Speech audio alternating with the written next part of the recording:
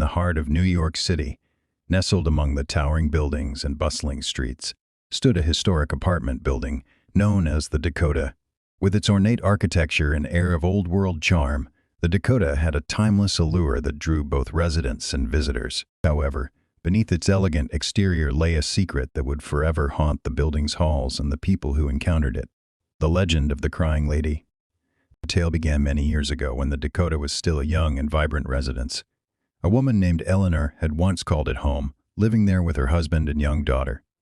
Eleanor was known for her beauty and grace, and she seemed to have it all: a loving family, a luxurious home, and the admiration of those around her. But darkness lurked beneath the surface. Eleanor was plagued by inner demons, haunted by memories of a traumatic past. Her fragile psyche teetered on the edge, and her mind became a battleground of conflicting emotions. As time went on, her mental state deteriorated, and she became consumed by paranoia, a victim of her own mind's treacherous landscape. Eleanor's obsession with her daughter's safety became all-consuming. She believed that malevolent forces were closing in, threatening to harm her beloved child.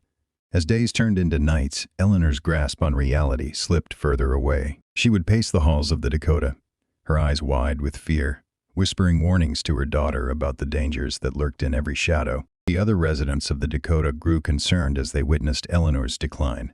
Whispers of her erratic behavior spread through the building like wildfire, and sympathetic glances were exchanged behind closed doors. Some believed that Eleanor was simply a victim of her own mind, while others couldn't help but feel a shiver run down their spines in her presence. On fateful night, as a storm raged outside, Eleanor's husband returned home to find her missing. Frantic, he searched every corner of their apartment, but she was nowhere to be found. The only trace left behind was the faint sound of sobbing echoing through the halls. It was said that her cries could still be heard in the darkest hours of the night, a mournful lament that seemed to pierce through the very walls of the Dakota. In the years that followed, residents of the Dakota would share their chilling encounters with the Crying Lady. Some claimed to have glimpsed her figure in the shadows, a spectral form draped in white, her tear-streaked face eternally twisted in grief. Others spoke of waking to the sound of inconsolable sobbing, only to find their rooms empty and the haunting cries growing fainter as they followed their source down the corridor. Psychological tension gripped the Dakota as the legend of the Crying Lady spread. Those who heard the tale found themselves torn between skepticism and curiosity, drawn into the enigma of a woman trapped between reality and a world of her own making. The unreliable narration of her story only deepened the mystery, leaving room for doubt and speculation. The narrative structure of the Crying Lady's legend allowed listeners to step into Eleanor's shoes, to feel the weight of her anguish and paranoia.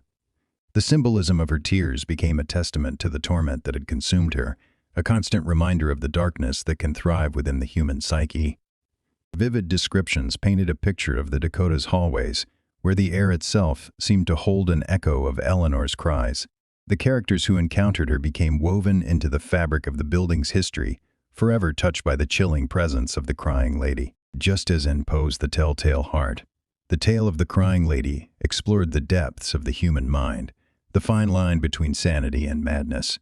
It became an exploration of the dark side of humanity, a cautionary tale of how even the most idyllic exterior can hide a world of torment within. The legend of the Crying Lady continued to influence the horror genre, inspiring writers, filmmakers, and artists to delve into themes of psychological horror and the supernatural. Its timeless appeal ensured that the story remained relevant, a haunting reminder of the fragility of the human mind and the enduring power of legend. And so, to this day, visitors to the Dakota might still catch a faint whisper of sorrow on the wind, a reminder of the woman who had once inhabited its walls. The legend of the Crying Lady had become a part of the Dakota's very essence, an indelible mark that would forever captivate the imagination of those who crossed its threshold.